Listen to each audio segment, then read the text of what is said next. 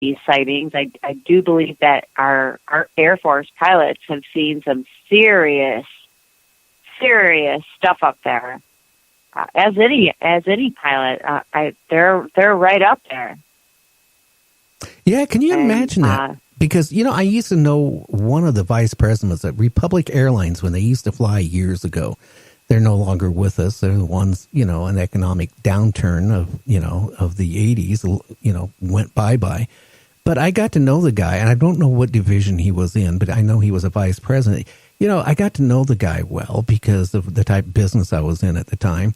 And, he was telling me, like, he used to fly, B-52s over in Vietnam to drop, bombs. And he said on the way back, I think to Guam or wherever he was stationed at, on the way back, he said one time he had a UFO off his wing and followed him for a while. And he made the mistake that when he radioed it in, and by the time he landed, they already had, the CIA there waiting for him, broke his crew up, and put him in different rooms and interrogated him. Also what he found was really strange, being in an airline, that if a pilot nowadays, and this is even going in the 80s all the way up to now, basically reports, hey, I see a UFO. If he says that over, and reports it, his job is gone. And that is still alarming. Yeah. Yeah. It is definitely, I would be probably in the loony bin if all that happened to me. It would be quite a rude awakening of reality. Well, could you imagine, though, being in a plane and you look off your wing and here's a UFO right there? I mean, that would be, really scary, especially when we're talking in, the late 60s, early 70s when that happened. So it makes you really think, there's a lot more sightings that's going on. It don't get reported because people don't want to report it. But, Dina, I had back months ago, maybe 6-7 months ago, I had a police sergeant from Portland Police Department.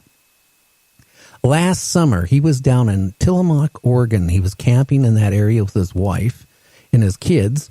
And he claimed that they were out in the woods somewhere on a road, dirt road, and he saw aliens walking on the side of the road. And it shocked him, and he tells his wife, turns around, hey, look at this. And then when his wife turned around, she got a glimpse of it, but they disappeared that fast.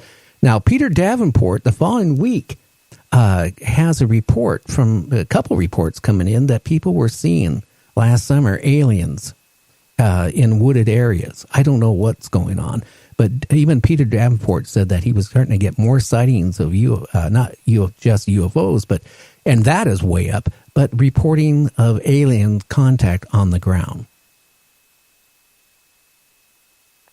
Wow. Have you ever seen aliens? Myself, no, and I don't care to. Yeah, I have never, but I mean, I have felt presence of something. I don't know if it's a ghost or what, but it's something. I have felt a presence before. I don't know. The closest thing I ever had that time was in Mexico when I thought I was getting pulled over by a police helicopter. And I pulled off the side of the road and I got out of the car and I didn't hear any sounds of the egg beater or the helicopter. Just extreme bright light for a split second and then it vanished. And that was the closest of any type of encounter I've ever had in my life with something I didn't know what it was. Cool. Now, getting into your new book. What made you decide to come out on this type of book about the New World Order? Well, you're talking about aliens here. New World Order has several versions of it.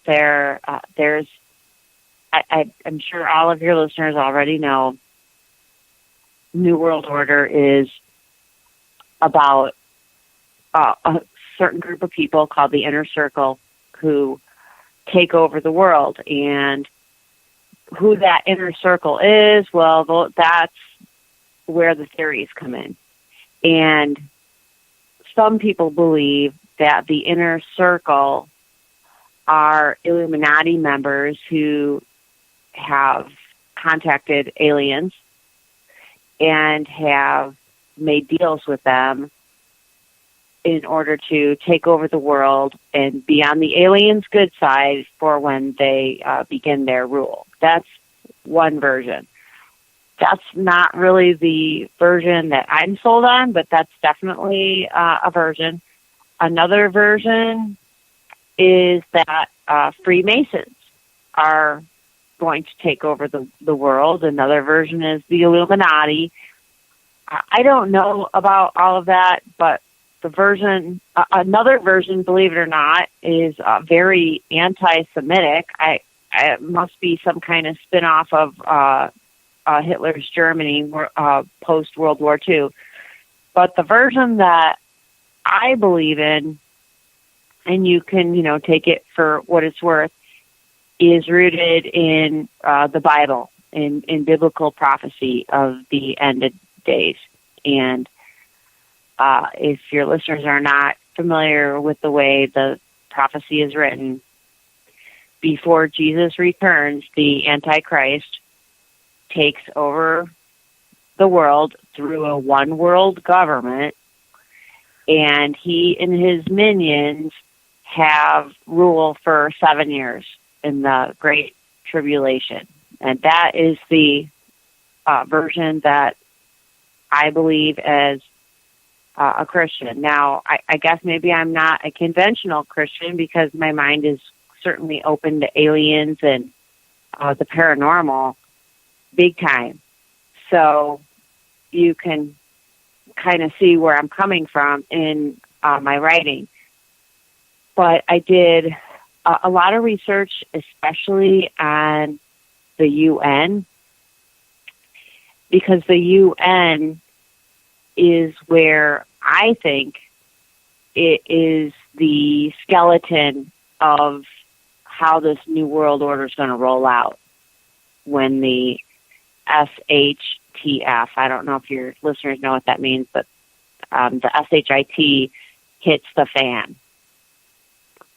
So if you are a prepper or you believe that the end is near for whatever reason, maybe your listeners especially believe that aliens are planning a takeover, then you would really get into how it's going to happen.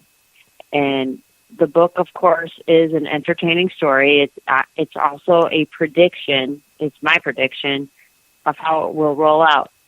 And the UN has been planning this for decades, since its formation, since right after World War II. World War II, so many people are fascinated with World War II because it worked as a dress rehearsal in so many ways, and so many things came about after World War II. We've got the formation of Israel, which is huge in biblical prophecy. We've got the formation of the UN, so right away we've got a skeletal world order, so to speak, and now we're in full blast right now. So I guess I wanted to talk about, because the news won't talk about it, but I would like to talk about is some of the behind-the-scenes things that the UN is doing that personally scare the crap out of me. And I think if the news would report this, I didn't have to search all over the internet. I didn't have to go on the UN sites. I didn't have to do any of the legwork. Most Americans, I wouldn't say a lot of Americans, I'd say most, if not all Americans, would not stand for this a second, because it's an atrocity to our way of life. It's an atrocity to freedom. It's a dictatorship that's about to happen, and we're watching going, yay. This has got to be shown for what it is, and I hope my book shines a light on this ongoing problem that is, quite frankly, about to take root. I'm not going to sit here and say that I'm in love with President Trump. However, he has caused a wrench in the plan. He is not a globalist. He is a nationalist. And if people want to make that sound like that's a bad thing, well, there's a reason for that, because it's stalling the grand plan. So I guess the best way to start talking about New World Order would be through what's called Agenda 21. And Agenda 21 happened in the 90s when Bush was the president, and it stands for the 21st century. What are we going to do with the 21st century? So they laid out a whole bunch of plans, which they call Sustainable Development Goals. I don't know if you're familiar with any of this. Well, why don't you explain to the listeners what it means? Well, they're so common in this UN vernacular that they have an acronym, SDGs, and that stands for Sustainable Development Goals.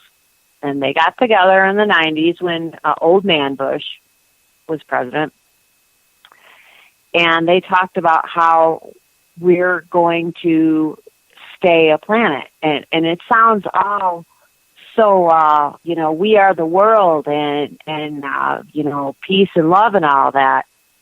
But if you look closely at what the series, because this is the first one, there's a series of them. This is the first agenda that really got the ball rolling. If you really study what these agendas are about, they should scare the crap out of you, and especially if you're an American. I mean, maybe if you live in a hut somewhere in Zimbabwe, this sounds like a great deal. But if you're a middle-class American, well, you're not going to like this. So, again, it depends what side of the fence that you're on.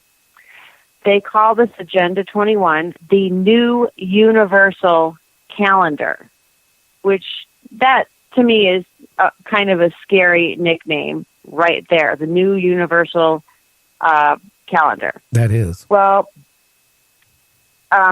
one of the big things with this whole agenda is what I call the redistribution of wealth. They say they want to end poverty. Well, how do you end poverty? You spread wealth around. I don't know if there's any other way to do it. And if there is, they're not saying. They're just saying we're going to end poverty. Now, right now, we've got 7.53 billion people in this world. Scientists know, I don't know how they know, but scientists know that the world can only support 9 to 10 billion.